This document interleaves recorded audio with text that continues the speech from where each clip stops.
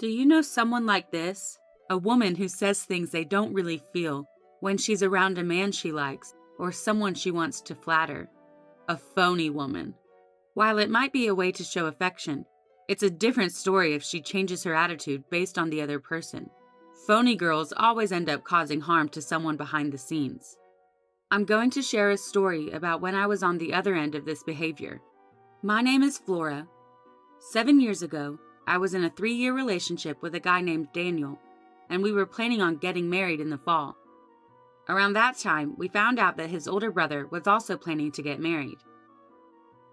It's great to have two happy events happening at the same time, but considering the financial burden on the invited guests, we thought it might be better to avoid having them at the same time. So we had a discussion, and we decided that the older brother would have his wedding first. That's when Nina, his wife, became my sister-in-law. I'm 2 years younger than her. She was very kind and treated me like a sister. I thought we'd get along well as sisters-in-law, but her attitude changed completely 6 months after her wedding. It was the day we came back from our honeymoon. "Grandma, Daniel and Flora are back from their trip," my mother-in-law said loudly. Daniel's 80-year-old grandmother, who lives with my in-laws, came out of the back room. "Daniel, Flora, welcome back. I brought you the toffee you like." When I handed my foodie grandmother-in-law her gift, she smiled happily. "Daniel, you've really got yourself a great wife. She even considered me during the wedding ceremony. It was an intimate ceremony with just family, and even the meal was Japanese cuisine. That's rare for young people these days." It was my sister-in-law, Nina. "Oh, you all look like you're having a good time together. Nina, you came just in time. Daniel and Flora brought us some toffee from their honeymoon. Join us." My mother-in-law invited her, but Nina replied, I'll pass this time. I just came to drop off the invitations for your birthday party, mother-in-law. Well, I have some things to do, so I'm gonna take off." Then she walked out the front door. I followed her. "Here's a souvenir. It's not much." As I handed her a paper bag with sweets, she peeked inside and laughed. "It looks like something you could buy at any train station, huh?" I'm sorry. "And Flora, from now on, could you stop calling me by my first name? You're married now, so you should understand, right?" Yes. Today's Nina, who used to call me by my first name, or a nickname, now addressed me more formally, and her words and tone seemed harsh. What could have happened? I wondered if I had done something to upset her, but I couldn't think of anything. Maybe she was just in a bad mood. I was left with an uneasy feeling. At the restaurant my sister-in-law had booked for my mother-in-law's birthday celebration, my in-laws and Nina were waiting. I was about to ask why my grandmother-in-law wasn't there, but my sister-in-law said, "Now that everyone's here, father-in-law, could you please say a few words for the toast?" We finished the main course of the meal, and just as we were about to have dessert, my sister-in-law said, "Mother-in-law, this is a birthday present from Ty and me." When my mother-in-law opened the box my sister-in-law handed her, it revealed a high-end bag. "Oh my, can I really accept such an expensive gift?" "We chose it because we thought it would be perfect for a fashionable mother-in-law like you." Nina had also given my father-in-law a watch for his birthday 3 months earlier. Seeing my mother-in-law happy, my sister-in-law looked at me with satisfaction. "Flora, you have something too, right?" Yes, I'm not sure how to follow that, but as my mother-in-law unwrapped the package I handed her, she said, "Oh, how lovely! Did you make this, Flora?" Yes, I enjoy sewing." I had given her a handmade apron. I remember my mother-in-law saying before, "I wonder if there were more fashionable aprons out there." So I made one to suit her taste. "Thank you. This is exactly what I wanted, and it's even more special that you made it for me." My mother-in-law was delighted. My sister-in-law, who had been nodding along to the conversation, smiled and said, Flora, you're really skillful with your hands. I'm jealous. Can you teach me sometime? I had been worried about how my gift would go over, so I was relieved from hearing their words and went to the restroom.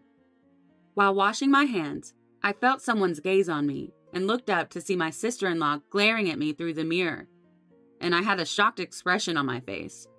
What's so surprising? I'm sorry, I didn't notice.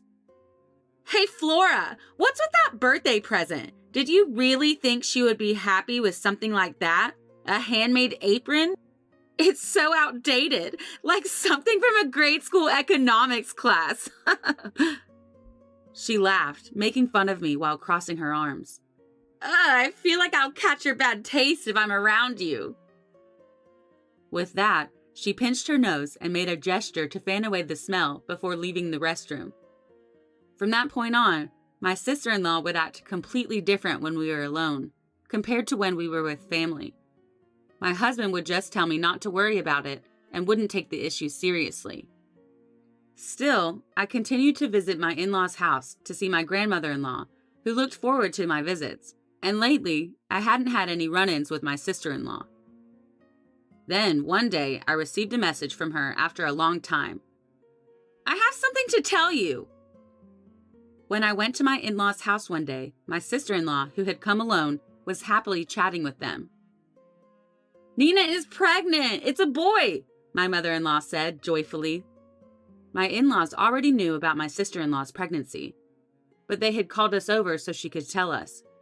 Feeling mixed emotions while my in-laws beamed with happiness, I pretended to make tea and went to the kitchen. Even so, I couldn't help but listen to the conversation in the living room. Actually, there's something I'd like to ask, my sister-in-law said. What is it? Don't be shy. Just say it. Well, I talked to Ty about it, and we were wondering if we could live here with you after the baby is born. So here's a proposal. If the family grows, it might become a little cramped, so we would appreciate it if we could renovate the house, and of course we'll cover the expenses. She suggested this humbly. I felt that she might have had another motive. Unaware of this, my father-in-law said, I appreciate the sentiment, but wouldn't we all end up being overly conscious of each other? You don't have to worry about us, but why don't you just build your own house? If it's about money, we'd be happy to help, right, honey? Yeah, that's right. Upon hearing my in-law's words, my sister-in-law said, Really? Are you sure? That's too bad. I was looking forward to living together. This was probably all part of her plan. My sister-in-law came over to me in the kitchen and said with a smug look, Did you hear that? My father-in-law is going to give me the money for my own house. She casually revealed to me that she never had any intention of living with her in-laws from the start. My future is secure now. I mean, I have a husband who works at a top-tier company, a new house, and a son on the way. Plus, I've got my in-laws on my side. You really picked the wrong person to mess with. Excuse me? Being friends with that old woman won't get you anywhere. Unable to hold back any longer, I raised my voice. Nina, that's completely inappropriate. Shh, don't be so loud. Everyone will hear you. Then she whispered in my ear, God must be watching over me. After all, he made sure I, as the eldest son's wife, would have a child before you.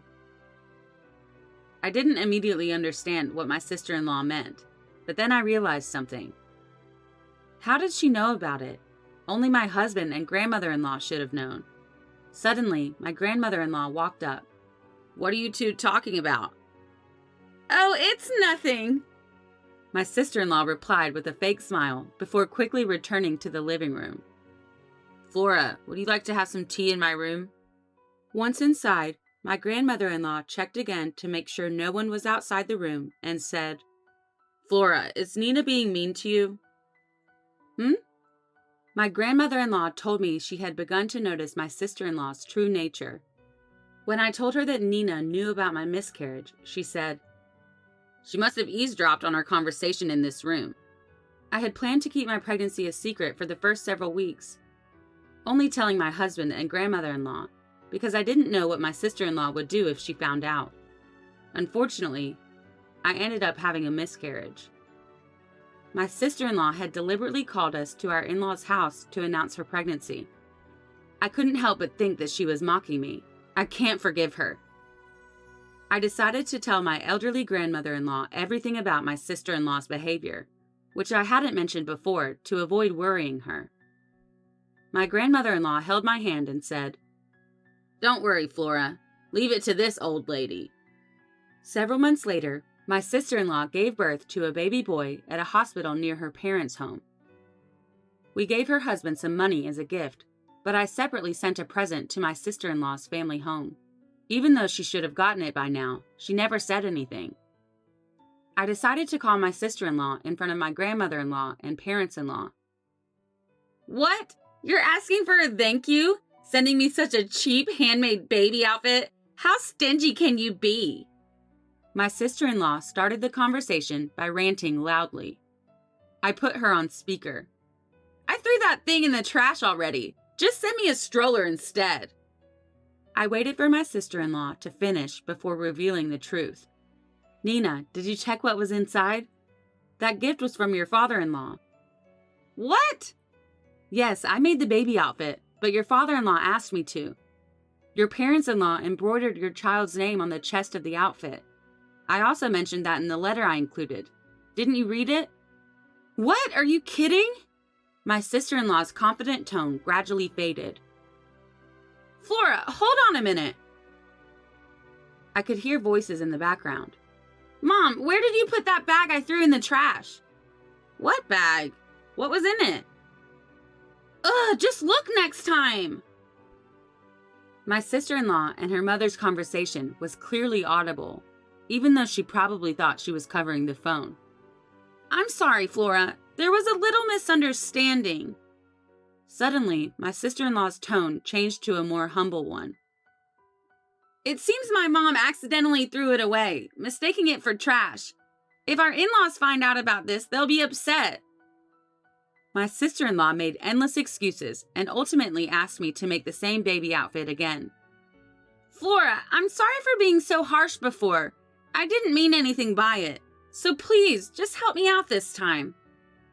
Nina, who has said many hurtful things to me, was now trying to butter me up. "All right, I'll do it just this once, considering your parents-in-law's feelings." I hung up the phone after saying that. Now, you see, that's her true nature. My grandmother-in-law, who had been listening nearby, said to my parents-in-law. Actually, before giving birth, my sister-in-law bailed on my grandmother-in-law's birthday party, claiming she was sick. My grandmother-in-law had told my parents-in-law and Ty about Nina's true colors. "I can't believe Nina would do such a thing." My parents-in-law, who had been skeptical, were now convinced after hearing the phone conversation. They were dumbfounded, having moved beyond anger, that the outfit made with love by the family had been thrown in the trash. The tables had turned. Unaware of the situation, my sister-in-law, Nina, came to our parents-in-law's house with her husband and their newborn child. We couldn't confront her when our in-laws were meeting their first grandchild for the first time, so Daniel and I greeted them with casual smiles. "How adorable! I wonder if he has my mouth."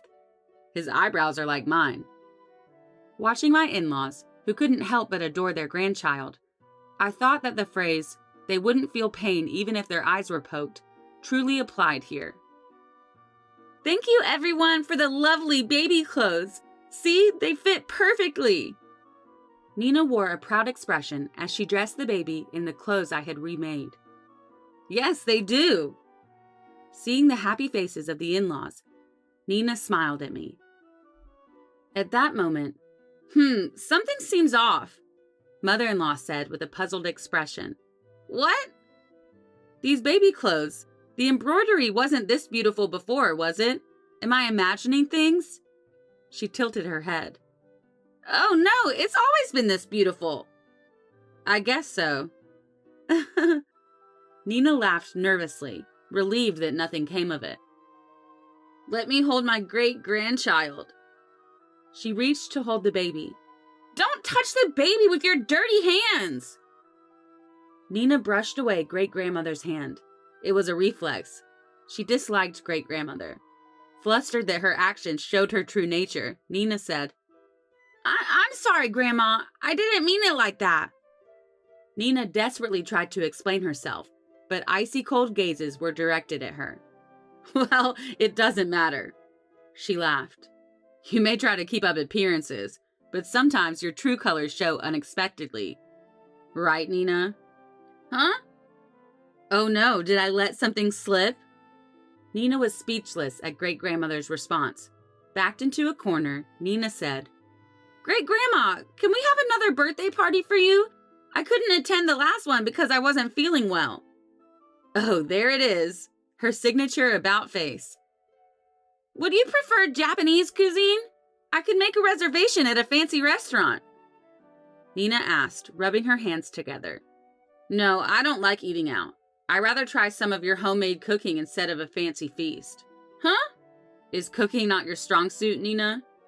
No, it's not like that. Of course I'll cook for you, she said confidently. But later, can you do me a favor? Nina called and asked me to help her cook. She must have assumed I'd bail her out like I did with the baby clothes, but things wouldn't go her way this time. I'm sorry, Nina, but no. Great-grandma has had my cooking and would know right away. Why didn't you just be honest if you can't cook? Huh? Maybe she didn't expect me to say that.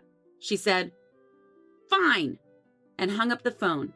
Later at great-grandmother's birthday party, there were fancy boxes of food lined up on the table. Did you make all this, Nina? Great-grandma asked with an innocent expression.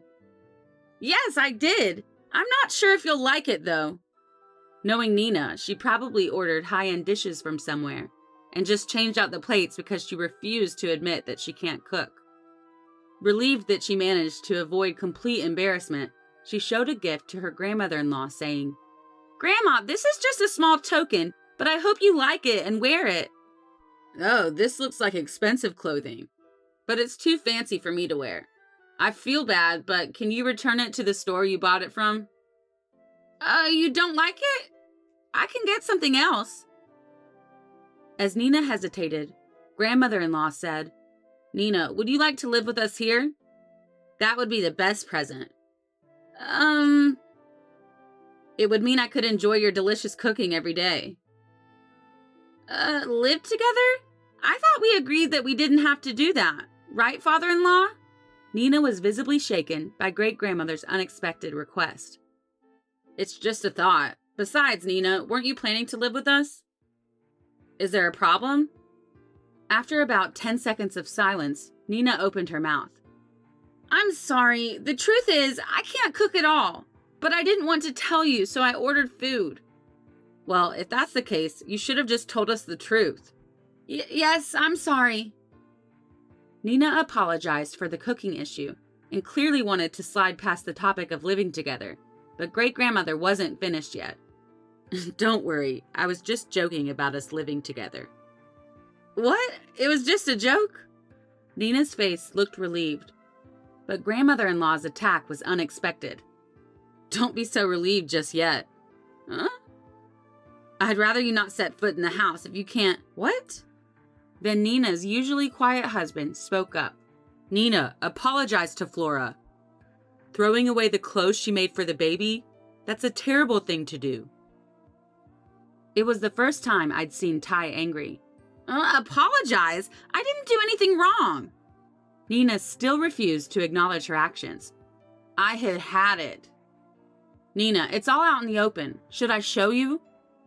I showed her my smartphone. Here, I have all our conversations recorded. Want to hear?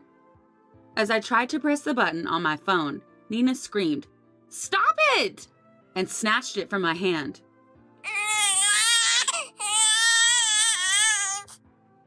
Startled by her loud voice, the baby sleeping in the next room started to cry loudly.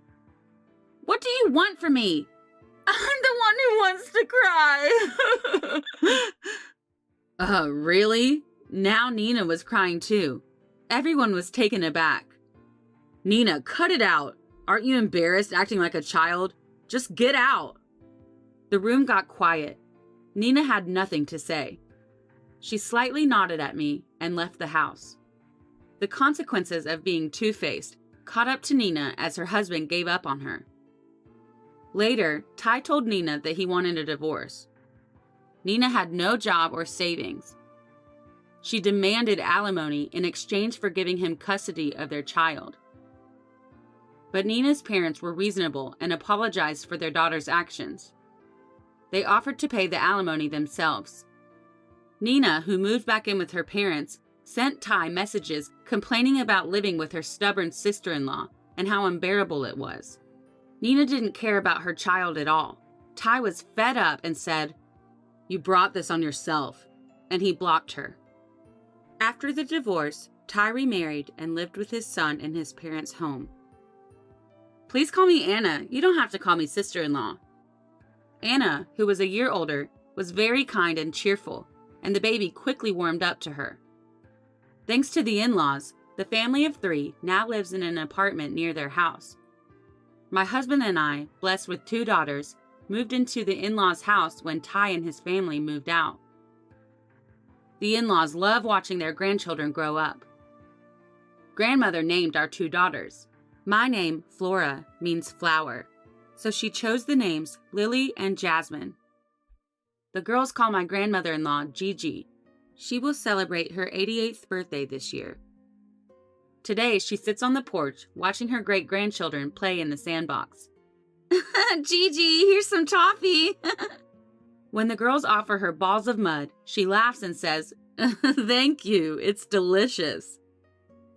As I watch this adorable exchange from a distance, I whisper, "Gigi, please live a long life and watch over our children as they grow up."